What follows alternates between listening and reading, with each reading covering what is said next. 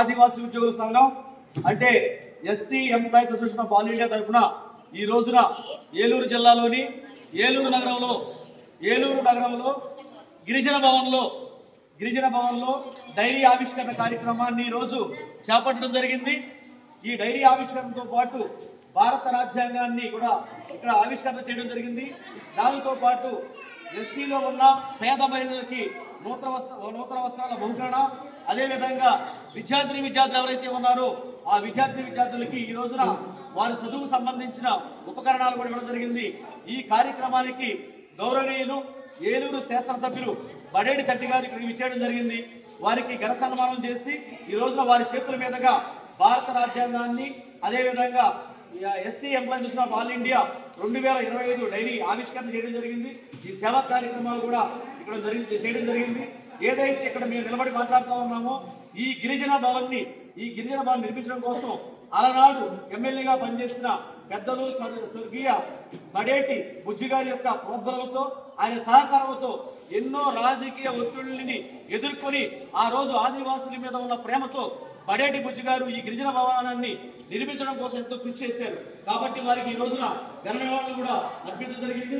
అదే సందర్భంలో ఈ రోజున ఆదివాసీల్లో ఎస్టీల్లో ఎవరైతే 35 తరగతికి సంబంధించిన 80 కులాలు ఉపకులాలు ఉన్నాయో వీళ్ళ అక్షరాస్యత శాతం 2011 లెక్కల ప్రకారం 46% మాత్రమే ఉంది।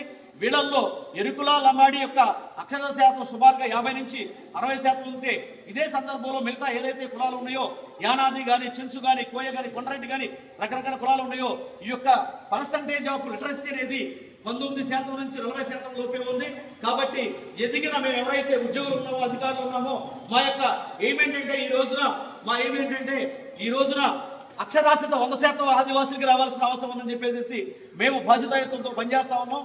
ఈ సందర్భంగా ఇక్కడ ఏలూరులో కనుక మాకు ఎస్టీకి సంబంధించి ఒక భవనాన్ని కనుక నిర్మించినట్లయితే ప్రతిరోజు కూడా ఏలూరు చుట్టుపక్కల ఉన్న ఎవరైతే ఆదివాసీలు మహిళలు, అదేవిధంగా విద్యార్థులు ఉన్నారో వాళ్ళ చైతన్యం చేయడానికి అవకాశం ఉంటుంది। ఎందువల్లంటే 1950 జనవరి 26వ తారీఖున ఎస్టీలకి, ఎస్సీలకి, ప్రజానీకానికి అందరికీ కూడా ఎన్నో హక్కులు రాజ్యాంగం ద్వారా వచ్చినాయి। వాటిల్లో విద్య, ఆరోగ్యం ముఖ్యం। ఇప్పటికి కూడా 75 సంవత్సరాలు దాటిపోయిన తర్వాత కూడా ఇప్పటికి కూడా ఆదివాసుల్లో 100కి 50% లోపే అక్షరాస్తుందంటే ఇంకొక 75 సంవత్సరాలు అయితే మాత్రమే మేము 100కి 100% లిటరసీలోకి రావడానికి అవకాశం ఉంటుంది।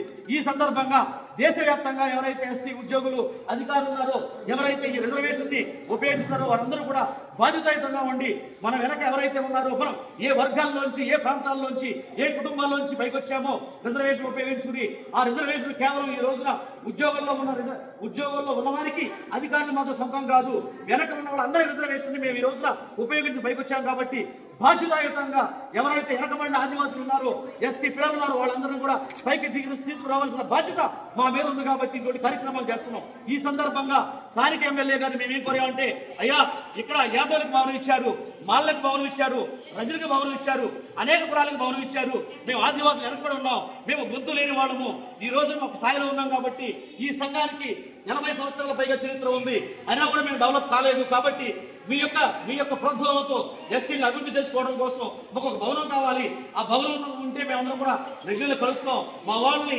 రెగ్యులర్గా చైతన్యం చేయడానికి అవకాశం ఉందని చెప్పేసి ఈ సందర్భం కోరడం జరిగింది। దాంట్లో భాగంగా గౌరవ ఎమ్మెల్యే గారు ఖచ్చితంగా నా స్థాయి శక్తుల ప్రయత్నం చేసి మీకు ఇక్కడ స్థలాన్ని కేటాయించి భవనం నిర్మించే విధంగా నేను హామీ ఇస్తున్నాను, ఖచ్చితంగా జరిగితీరుతుందని చెప్పేసి హామీ ఇచ్చారు। ఈ సందర్భంగా ఆదివాసుల తరఫున వారికి హృదయపూర్వక ధన్యవాదాలు తెలియజేసుకుంటున్నాం। జై భీమ్, జై భారత్, జై భీమ్, జై భారత్। ఈ సందర్భంగా